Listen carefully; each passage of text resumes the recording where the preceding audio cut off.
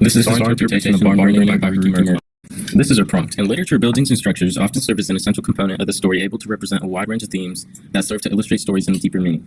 Please select a piece of literature in which buildings play a crucial role in developing the story, then write an essay that analyzes the role of buildings on the characters, the plot, progressing the complexities of the story. Through the concept of framing the barn, we can come to understand that Murakami intentionally left the identity of the barn up in the air to use the various perspectives of us, the readers, to develop story complexity. The boyfriend also mentions in the text how he chooses barns to burn down based on how easily they're remembered after they're gone. Similarly, how he chooses women that won't be remembered after they're exploited and possibly murdered. In this text, the main character gives an example of how the girlfriend has an Aldrich book that's crammed, but those just being names. Additionally, the boyfriend, who's possibly the murderer, also mentions how he likes to burn a barn down every 2 to 3 months, and also burns a barn down whenever he feels like it. Based on our story, our leading perspective is that the boyfriend murdered the woman who is an important character in our story. The reason we believe this is because of the boyfriend's odd hobby of burning barns, which can be substituted as a way a serial killer goes around murdering people, especially women. In the story, while the boyfriend was talking to the main character, the boyfriend frequently mentions how the barn he has picked out to burn next is very close or right nearby. He mentions this twice. An additional piece of outside evidence that supports her point of view is the movie adaptation called Burning, made in 2018, where the boyfriend actually ends up murdering the girlfriend. Haruki Murakami uses choking as a way of killing some of his other stories, dying by being choked to death. It isn't specifically mentioned that the boyfriend killed his girlfriend through choking her to death, or even that the girlfriend got murdered in the first place. But it does mention in detail that the boyfriend has large hands with long fingers, possibly being a reference to his other stories and deeper meaning connecting his tales. If the girlfriend was murdered, there's a high chance it was death by choking. The girlfriend actually being a mime in training gives more context to the rest of the plot. A mime is someone who portrays something being there when there actually isn't anything there.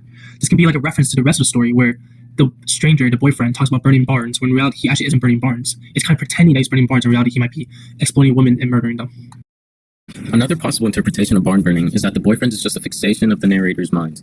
The evidence we have for this is that the boyfriend never seems to get drunk when they're drinking, and whenever the main character and the boyfriend are having a conversation, he just can't find the right words. The narrator also states that whenever he's having a conversation, words don't flow.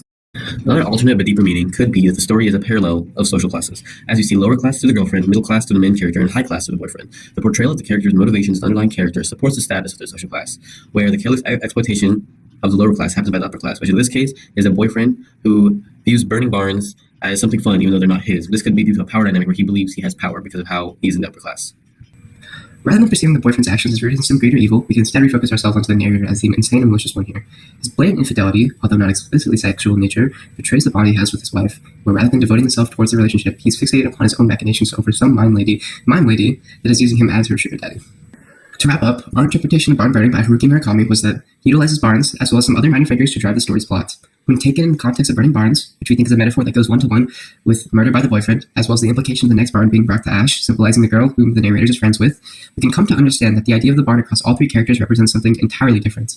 For the narrator, it represents something close and dear to him. For the mysterious boyfriend, it represents a target. And for the girl, it embodies her character and the role in the story who she is meant to portray, someone who is led astray. Murakami did all this to teach us that we don't know what we have until we lose it.